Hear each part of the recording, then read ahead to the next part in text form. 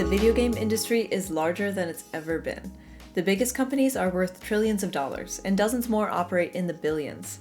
In terms of social impact, video games are an established, powerful segment of the art and entertainment landscape. In 2023, the state of the video game market is big and getting bigger. So why, from a player perspective, does it feel like the industry is shrinking?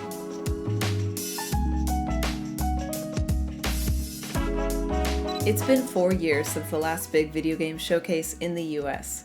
E3 2019 marked the last time the industry met in Los Angeles for a week of game and hardware announcements, and it's finally happening again this year, just under new management. Summer Game Fest kicks off today, June 8th, and it's organized by the team behind the Game Awards rather than the Entertainment Software Association. There's going to be a main live show and multiple follow-up streams focused on indie games, plus events from Xbox and Ubisoft. The format of Summer Game Fest certainly looks familiar, but the industry itself has changed drastically since the last big summer showcase. The Xbox Series X and PlayStation 5 have been on the market for more than 2 years. Subscription-based cloud services are actually viable, and the indie and AA space has found its footing again. Meanwhile, the largest companies in the room have been on an acquisition spree, with Microsoft and Sony buying talented studios in a bid to pad their new platforms with exclusive games. In the past 5 years, Sony has added 12 studios to its internal roster, including Housemarque, Bungie, and Jade Raymond's Haven Studios, while Microsoft has purchased 15, including Ninja Theory, Bethesda, and Arcane. In total, Microsoft owns 23 companies under the Xbox Game Studios banner, and it's looking to expand that figure with another incredibly significant purchase. Microsoft is currently attempting to buy Activision Blizzard, one of the largest video game studios in the world, for $69 billion. This isn't just another studio purchase, and the deal is so enormous it's facing intense antitrust scrutiny from regulators across the globe. Consolidation is the most powerful factor in the industry, but we'll come back to that in a second because it's not the only trend making gaming feel stagnant right now. In the AAA space, we're seeing a glut of remakes, sequels, licensed products, and generic open-world adventures, and I think this blandness is tied to the technical capabilities of the current console generation.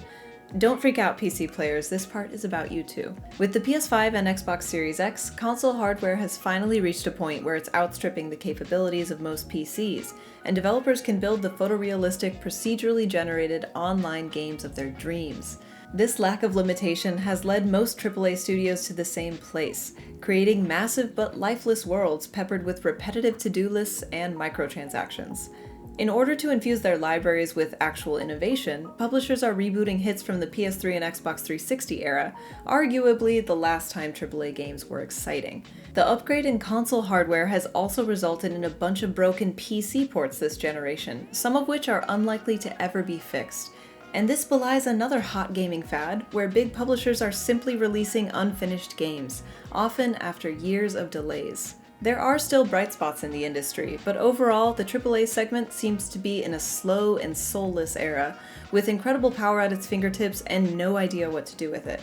As always, the joy of the industry is stemming from the indie and AA space, which has stabilized in recent years with clear paths for new developers and prolific publishers like Annapurna Interactive, Devolver Digital, Netflix, and Private Division making deals. Subscription streaming services are emerging markets for indies as Microsoft and Sony attempt to build out their cloud libraries by buying access to underground hits.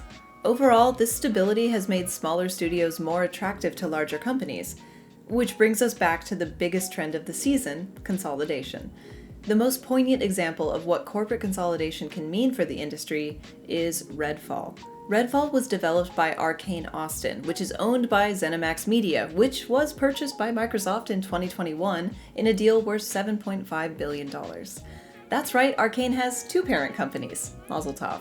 Arcane Austin is a renowned studio known for crafting intense single-player games like Prey and Dishonored 2.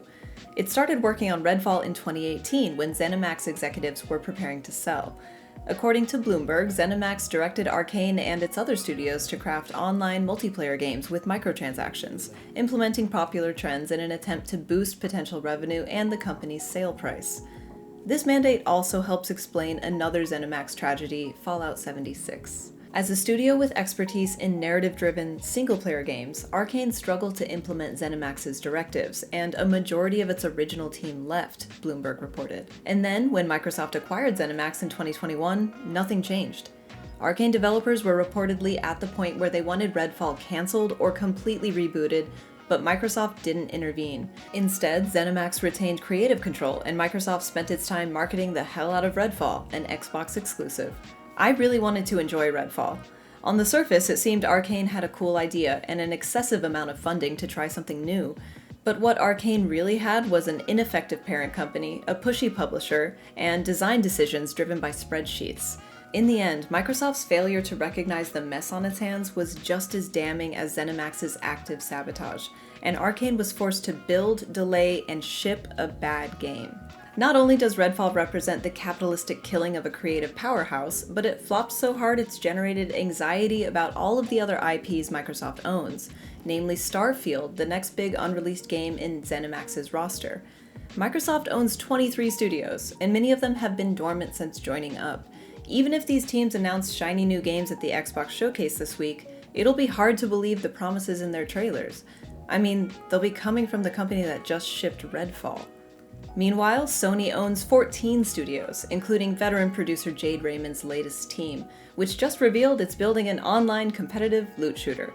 Insomniac Games is an incredibly talented studio that Sony purchased in 2019, and since then it's become a cog in the Marvel machine, solely working on licensed products. Hey, Spider-Man is great, and Wolverine looks like it's gonna be cool, but so were Sunset Overdrive, Spyro, and Ratchet & Clank, all entirely original worlds from Insomniac's past.